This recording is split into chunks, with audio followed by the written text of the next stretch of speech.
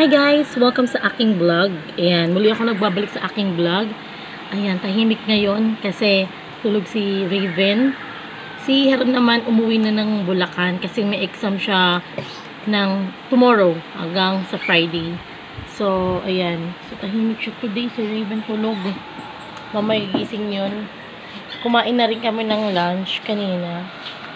Lunch namin is, lunch namin yung pinakbet tsaka ito, naprito sila ng galunggong. Ayan. Tapos ngayon, dessert ko is hot cake or pancake ang tawag nila. So, waiting ako doon sa estudyante ko. Waiting ako today sa estudyante ko kasi may class ako today. Ayun. So, hindi ko na ako ng oras ako natapos na naman. Marang fully load na naman ako. Fully loaded na naman. Oo. So, later na lang guys, ulit, pagising ni Raven. So, dyan na muna kayo guys. Dyan na muna kayo.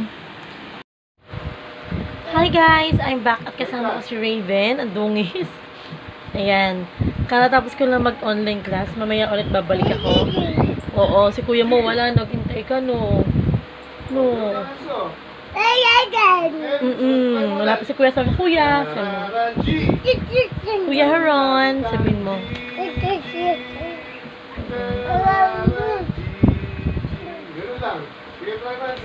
Ayan. So, nandito ako sa kwarto, guys. Ang tahimik ng kwarto. Ang hirap ko si Heron. Oh. Tahimik. Tahimik. No. Wala kang kalaro. Wala kang makulit na kapatid mo isa, no. Ayan. Nagtuturo ngayon si Ron ng piano class. So ayun. Yung umalis si Ron kanina, naiiyak ako, guys.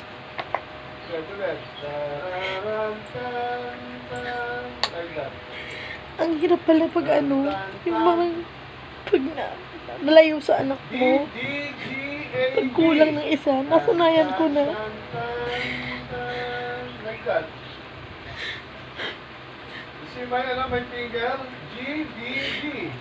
Pinipin ko lang maging kalmado lang kasi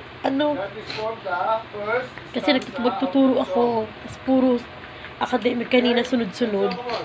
Tapos, ayun nga, yung isang estudyante ko rin, aalis na rin pupuntang Canada. Yung pinaka-paborito ko pang estudyante din, aalis din.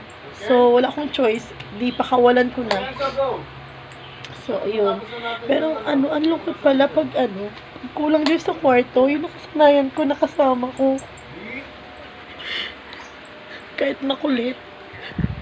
Tapos, ayun nga, kasi nga may exam lang siya eh.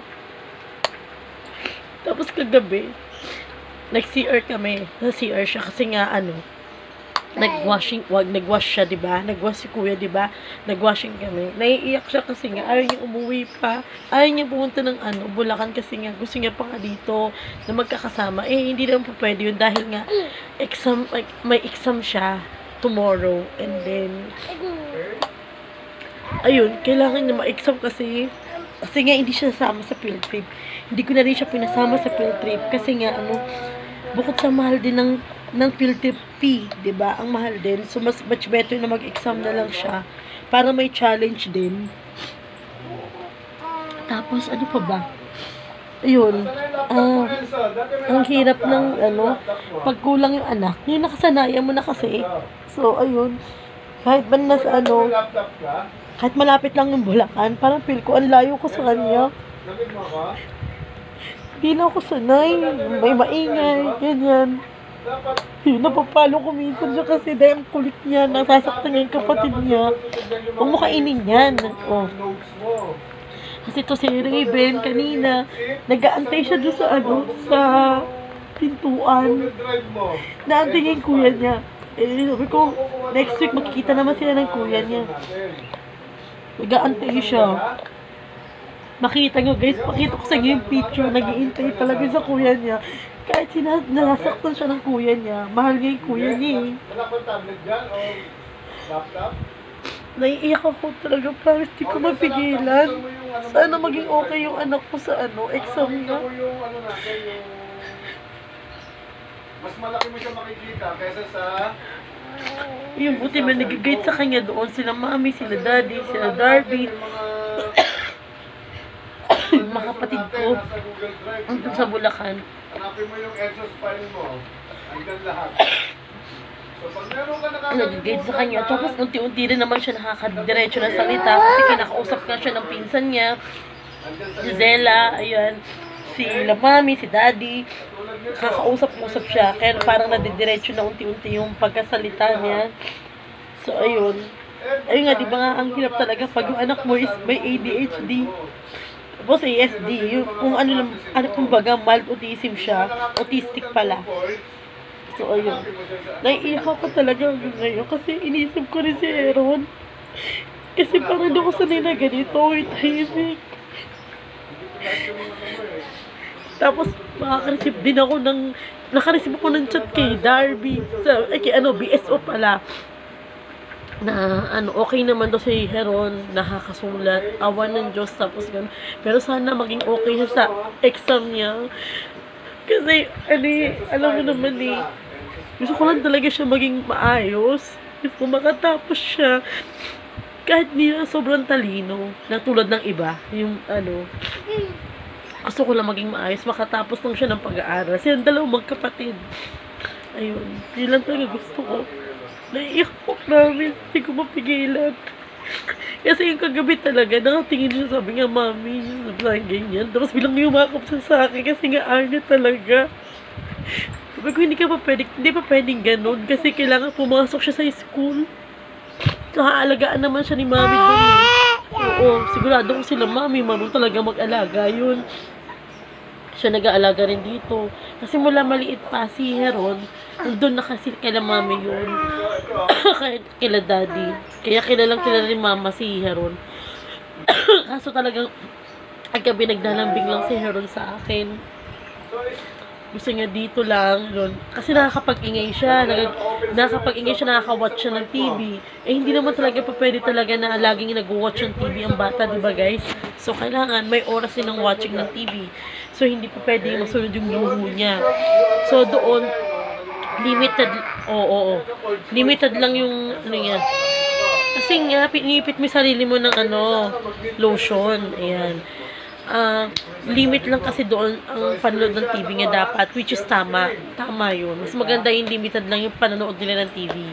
More in aral sila, may laro, kahit anong laro lang, basta yung TV medyo ililes talaga. Oo, so ayun. So naiyak ako talaga lang dahil namimiss ko yung anak ko. Kahit kasi mostly dito siya, tapos naglalaro-laro siya, umiinom tubig, oo. Tapos nunod ng TV, paborito niya, puro mga cars, ganyan-ganyan. Tahimik tong kwarto. Ayun. Kasi ito makulit ngayon, si Raven ang makulit. Ayan. Ayan. Pero hindi siya kasing grabing ingay ni Heron. Lalo na pag gabi. Pero namimiss ko yung anak kong yun. Oo. Sabi mo, hi kuya. Oo, ayan. So guys, later na lang, hindi ko na magiging ganap namin, nagkwento ko lang sa inyo guys, kasi talagang hindi ko napigilang hindi umiyak talaga sa inyo. Pasensya na ulit.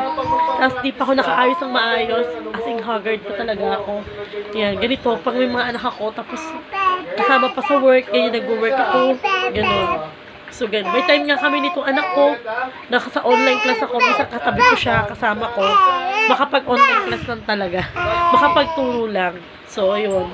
So, later na lang guys, asikasuhin ko lang tunuro si kulit na Raven. So, dyan na muna kayo. So, dyan muna kayo. Okay.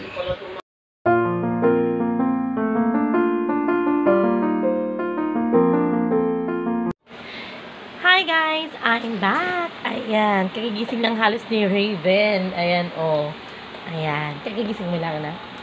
Hi! Say it. Hi! Ayan. Minom siyang tubig. Mas malakas ang minom siyang tubig kaysa sa sa gatas guys. So, na kami. Tawag dito kami? Naka-dinner na kami. Dinner namin kanina yung manok na pa-apretada style yan.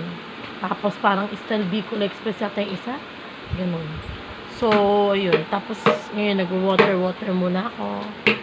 Ayan, water muna kami. Kaya tapos ko lang din mag-online class. Oo. Bali, may mga tinuruan ako sa voice today. Academic, meron naman din. Pero parang matuma lang academic sa akin today. So, more in voice lesson ako. So, hopefully, sana magtuloy-tuloy. So, ayun. So, later na lang ulit, guys. So, dyan na muna kayo. Kasi may check ko lang yung pinipilapan ni Rona form. So, wait lang kayo, guys, ha? Dyan muna. Hi, guys. I'm back. Ayan. So, dito ko sa kwarto na. Pahinga muna. Okay, manonood muna ako sa Netflix.